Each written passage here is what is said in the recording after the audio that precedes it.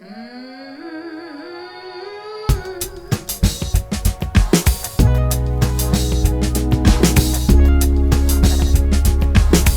hello, welcome to the For Evansville podcast, a podcast about listening to the needs and dreams of our city.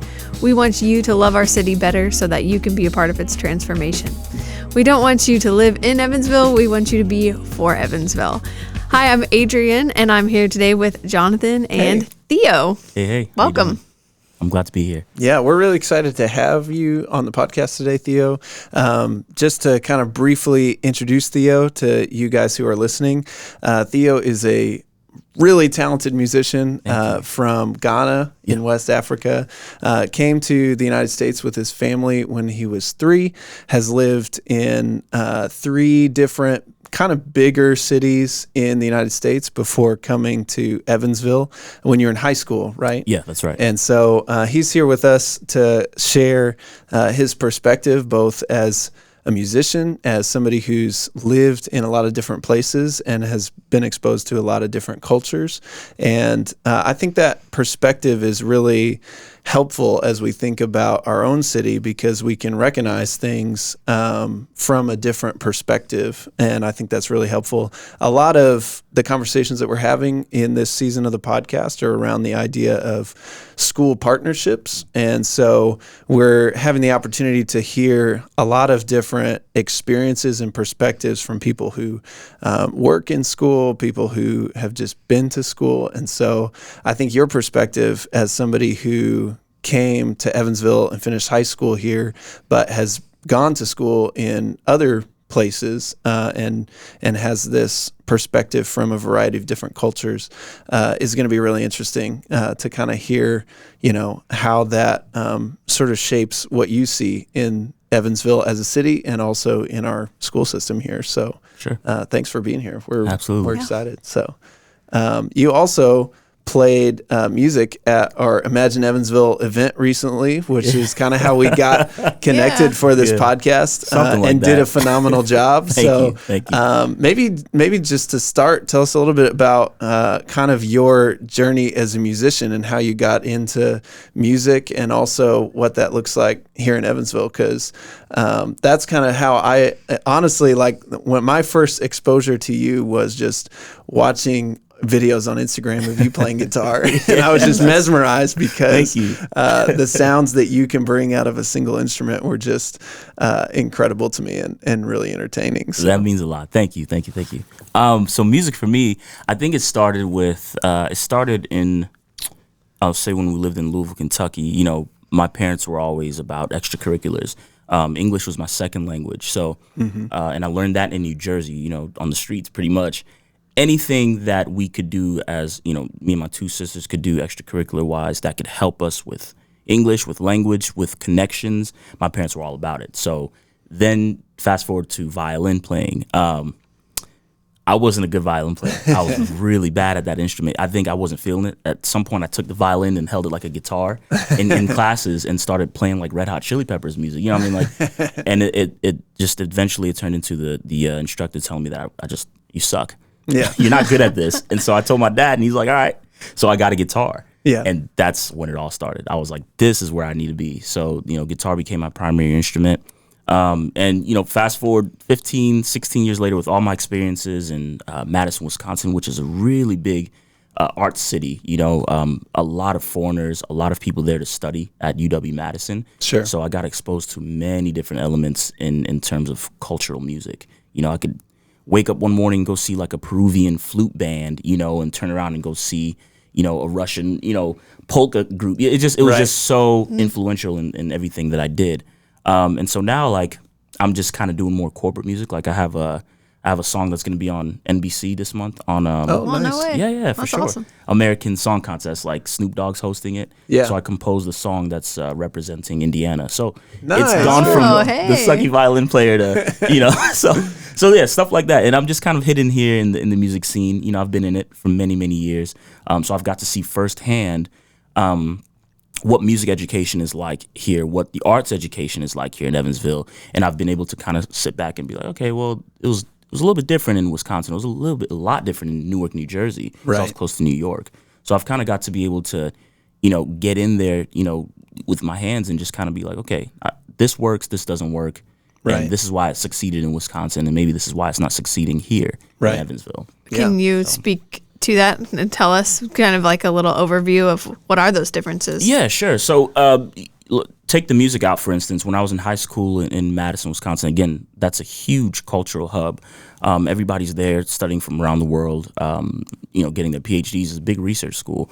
So my high school at West High School, there was you could pretty much pick a lot of different electives in high school. Like I was taking a Bible course, and it wasn't just in terms of religion. It was learning the Bible as it is, as a profound literary element. Like it was really cool. Right. So then I came here to Newburgh, and I went to Castle High School, and everybody was like sports, like football. Right. So I was like, okay, I get it. That's amazing. We were into football too in Madison, Wisconsin, but there was just something that was just missing a little bit at Castle. You go to your driver's ed class, you got to take geometry, you got to do your basics, and everybody's pushing college. But up in Wisconsin, it was like, hey, there's other things besides college. And they really hammered that into us in high school. And I thought that was very important to know that there's options. Like, hey, you can take Latin class. Right. You may think it's silly now, but you know what? That's going to expand the way in which you speak English. There's just they were there with you around, and nothing against Castle High School. I love that high school. It just wasn't as diverse as what I thought it was going to be. Sure. And that was, I think that was the big underlying thing, was diversity. Yeah. It sounds like there were a lot of options in general, and that it was kind of like, I think that's kind of the way that's the expectation for when you go to college. Yeah.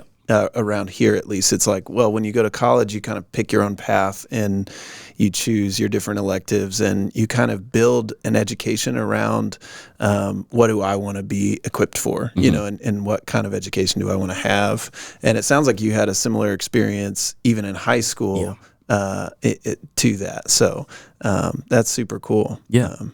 So I'm curious, whenever you think about like music, either music education or just music in general, or even just as a parent, you have how many kids? I have 3 kids. 3 kids. Yeah. Well, 3, 6, and 11. Yeah. Okay.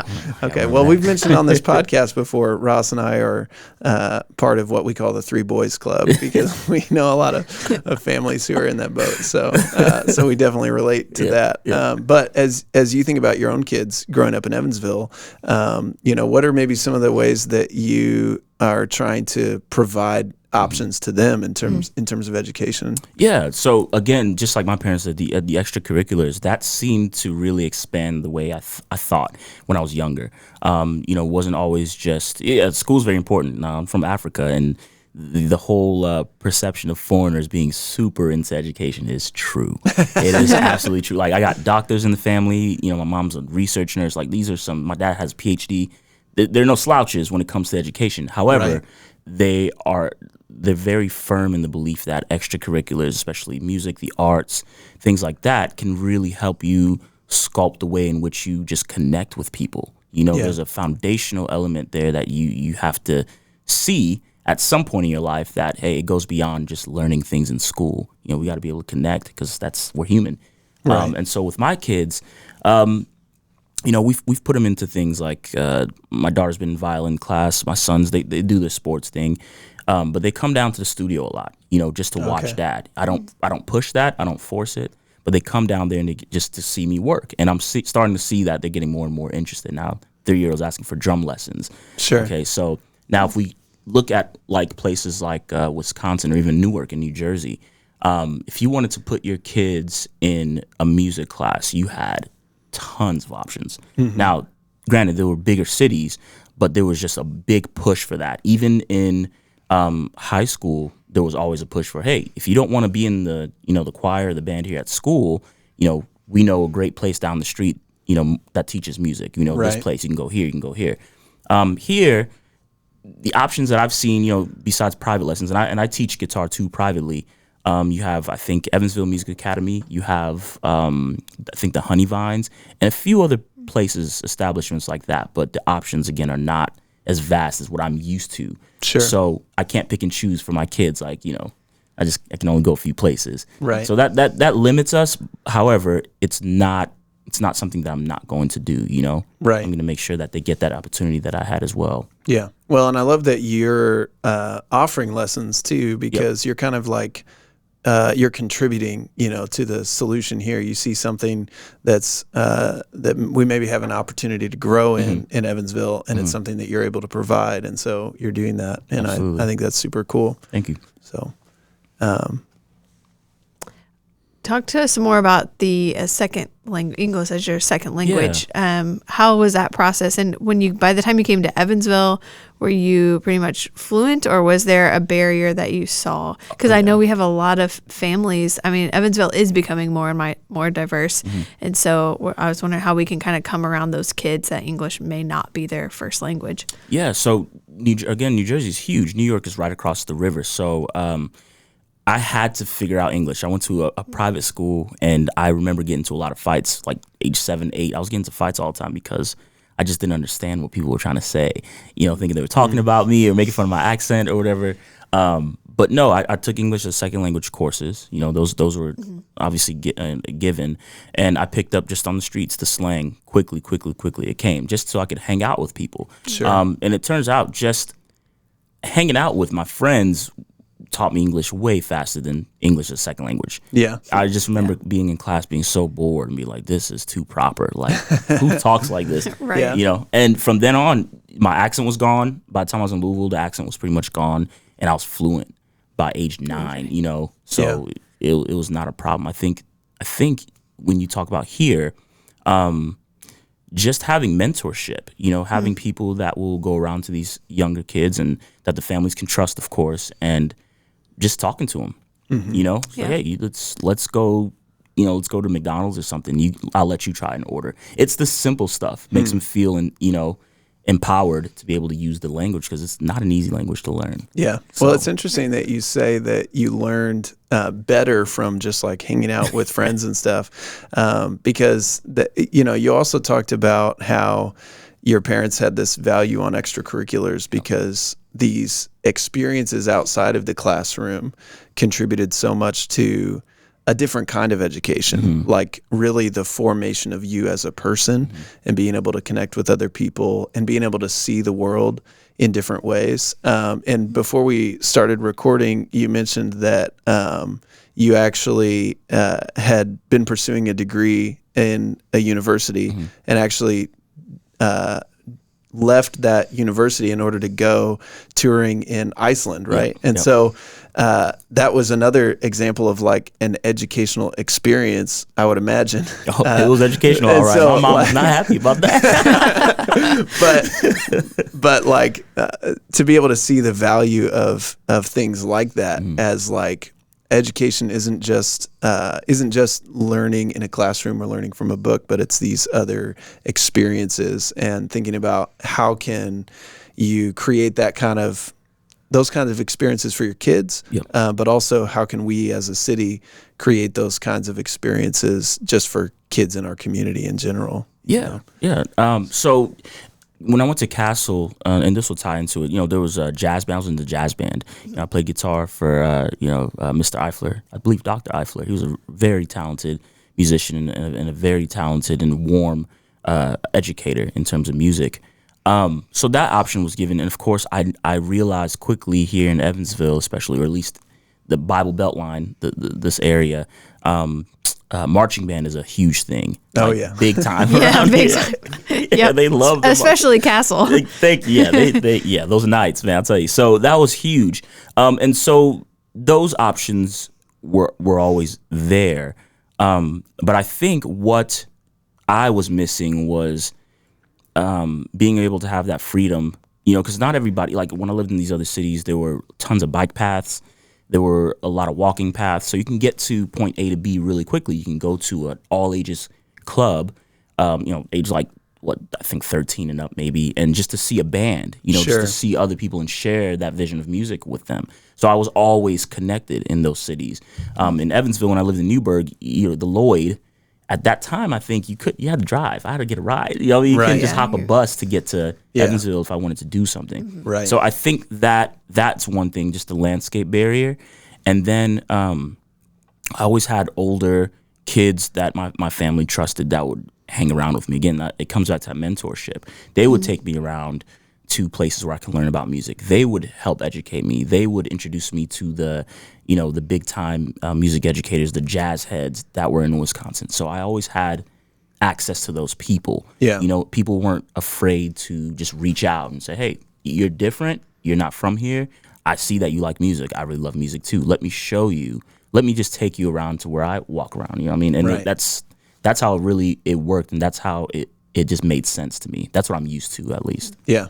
So it sounds like there was a lot of that same kind of experiential education outside of the classroom. Like you had some good teachers in the classroom as well for school, but that it was a lot of experiences, being exposed to different bands, being exposed to different styles of music and different music from different cultures and things like that played a big role. So I like that a lot, because a lot of kind of a recurring theme that I think we're hearing from a lot of people as we talk about schools and education is around this idea of students need kind of like almost like we need to expand our definition of education. We need to see it as like the formation of a person from childhood to adulthood. Absolutely. And giving them opportunities to experience things that are going to expand their way of seeing the world and relating to the world and relating to other people and stuff. So I think that's really valuable for us, just as kind of like a framework for as we think about education and how to help kids, students in Evansville learn and grow and be successful, seeing it as more than just classroom and stuff. But I'd like for us to think about, like, what does it look like to make that practical, I guess? We can look at examples of other cities and how it's done there, but Evansville isn't those places. So what do you see as as you've lived in Evansville for more than a decade, right? Then what are maybe some things that you recognize about Evansville that Evansville has to offer young people that's maybe unique, and opportunities that people in Evansville might have to invite a young person along, into the things that they're good at, the things that they're into, and offer those kind of experiences? Yeah, I think clinics, simple as that, clinics. I experienced a lot of those in Wisconsin and in Louisville and Kentucky. Just professionals coming around and creating a safe space for all ages. I mean, I'm talking any age, just to come and see what it is that they do. Just that, no classroom setting. You bring a notebook. I've been to somewhere I had a notebook, but you just sit there and you like this. You have a conversation, but they're doing what they do. They're playing their instrument. They're talking about what they do at their jobs. And then you build that interest, and they do it with enthusiasm because they really love what they do. Right. I would love to see more of that here in Evansville, and I'm part to blame as well. I don't. My clinics are all online. That notion of you can't make it in music living in Evansville. I used to believe that, but it's not true. I got a song on NBC. Living here. Right. But again, my clinics are all online, and not everyone has access to that. Sure. And I think that face-to-face value is so important, because when I was sitting in those clinics and I was watching that saxophone player play, and then he says, hey, does anybody have any questions for me? You're right there. You can hear him breathe. You can say, hey, what does that button do on your thing? Right. And no question is dumb. But I could do that, and I'm comfortable because everybody else is there to learn as well. And I feel that camaraderie. I don't see enough all-age clinics around here. Maybe performances. I've seen the brown bag luncheon, certain things they might have, if you go to the zoo, they might have something going on there like Boo at the Zoo, but a specific safe place for parents to bring young kids and just be like, hey, today you're going to learn something, and I'm going to learn too. That's it needs to happen more. Yeah. Yeah. Well, that sounds like something that would be cool for even the more experienced people who are Absolutely. involved in it. I think whenever somebody's passionate about something, they're excited to share that passion with younger or less experienced people, but also with each other, Yep. you know, to be able to have kind of that camaraderie around different things. I And think it that's kind great. of brings that pride in your community. You're a community doing something and learning from your community and hopefully getting those kids excited to stay here. That was my next question is, why did you choose to stay here in Evansville? You seem like you've lived in a couple of really cool places. So why stay here? I almost left. I was on my way to Nashville. I did, but I got married, kids, and all that. And my parents left. They left. My sisters, they all left. They left me here. Now that I think about it, but no, just family. It is a great place, I believe, to raise a family. The other places I've lived are great too. But there's just something more. Just something homey about Evansville. It's cozy in a way, if that's the right word. And I'm a Christian. This is the beginning of the Bible Beltlines. The reason why my dad even moved us here, he's a theologian, and he was studying the female pastors in the Presbyterian Church. That's why I even ended up in Evansville. Okay. So I've always had that Christian notion in the back of my head, like, hey, this is a good place to raise my kids in faith as well. And I don't know, I like the music scene here. I was always in it since I was like 16. I was playing in bars. So I think it was just the comfort. And then, of course, you get work and all that stuff. And then I really was ready to leave. Me and my wife, we've still talk about it from time to time, but we started realizing, hey, like, you can really do this music thing from here in Evansville. You don't necessarily have to leave. It's cheaper to live here. Yeah, for sure. For sure. What makes the music scene unique? I honestly don't know much about it here in Evansville. There's a lot of talented people in Evansville. How many people live in the city? 230, or am I way off here? I think it's a huge difference depending on whether you're talking about within the city limits or the metropolitan area. I think within the city limits is just over 200,000. Okay. I think. Okay. I might be wrong. That's about something that. we should probably know. Yeah, as, we should know for that. Evansville. We live here. Ross would know. I was like, for our job, we should. know. We're the creative people. Ross Ross would know. He's the numbers guy, right? The numbers. When I was younger, let's say from age 16 probably to 20, the music scene, and even before I came here, I've always heard things about the music scene. Big acts used to come here to Robert Stadium, I think it was. I've never really been there. I missed all that.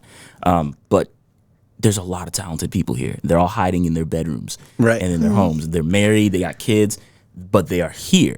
Yeah. So much so that if, an A&R or a record exec were to come to Evansville and just put on a showcase, I bet some people could get signed. That's how much I believe in the musicians and the artists and even just the arts in general here. There's a lot of talent for a place like this. For sure. And I think that's what builds this music scene. Now, as of today, since COVID and even before that, the music scene was kind of in a decline. There wasn't really... You weren't seeing a lot of diverse acts that were coming in and playing a lot anymore. Like, I used to host open mics at Lamasco. I haven't been there in a long time. And then I used to host an open mic at Boca. So I got to see firsthand the talent and be like, man, you're really good. Where have you been? Oh, I just play in my bedroom. Right. That's what it is. Yeah. They're here. That's really it. That's what the music scene is. It's a lot of hidden talent. Right. And they need to get out. Yeah. So the talent is here. People are here, but what's missing is maybe like an opportunity for those talents to be shared and for creatives to connect with one another, maybe. I think so. And places like More Music, I've seen them put on like a showcase with a few artists here and there. Like Monty Skelton is a really good musician. Me and him have put on a showcase with our students to play. So just trying to fill that void where we can, but it just goes back to this idea of a clinic. We're doing a podcast right now. Just a building to where anybody can hold it and put on any type of clinic that you want. Because I know there's kids that want to learn how to put on a podcast. Right. They want to learn that.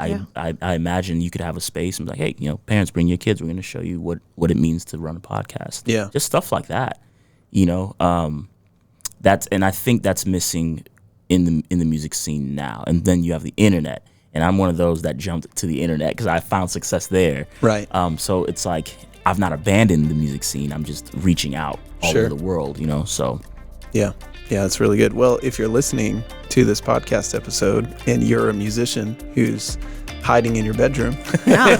and you're looking for others to connect with, Yeah. we would love to help you get connected. So shoot us an email at info@forevansville.org. Yeah, thanks for talking with us today. I really love this idea of of clinics, of creating opportunities for people to connect. And so again, if that is an idea that excites you, we would love to talk with you. That's one of the great things about Evansville. We talked about that in our first episode this season, is that Evansville is a place where whenever you recognize an idea like that and the potential for it, you can build it in Evansville. It's easy to connect with people here. It's easy to say, hey, we're gonna have this thing and here's who's invited. It's easy to get people to come out for that kind of stuff. So if you have ideas that are sparked because of this conversation, we'd love to connect with you, connect with other people, and help make it happen. So Absolutely. Yeah. Thanks so much for being here. Yeah, thanks for having me.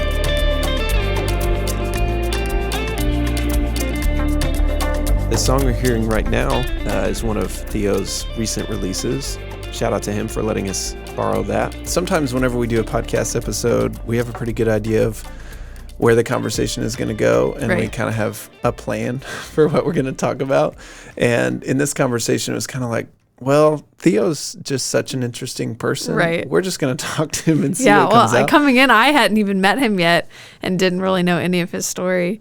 So it was really cool to kind of get that new perspective from him. Yeah. Just meet him. Yeah. I'm curious, what are some of the things that stood out to you from talking to him, or, things about our conversation that, stand out to you? Yeah. First of all, just how important it is to have conversations with people who aren't from here and have their own journey. And he had a very big journey before he even landed here. But just hearing about all his different experiences and kind of giving that perspective of what's missing here, but not in a negative way, in a more like, what can I bring from those other cities that were beneficial and bring them here, because Evansville doesn't have that yet. Yeah. Yeah. And I think that's, I said it in the episode, but that's a great thing about Evansville, is whenever you see those opportunities, like if you think creatively about how to make something like that here, you come up with a lot of exciting ideas. I know. It's almost like the problem that I have is I have a lot of ideas like that I get really excited about. And it's almost like, you can't do them all. Yeah, it's like some people feel like Evansville is really restrictive or something, like you can't do the things that you want to do here. And I feel like I have the opposite problem. I meet people like Theo and I'm like, oh, that's a great idea. Let's do it. Well, I think there's only so much that's that kind you of can the point of what we do, is listening.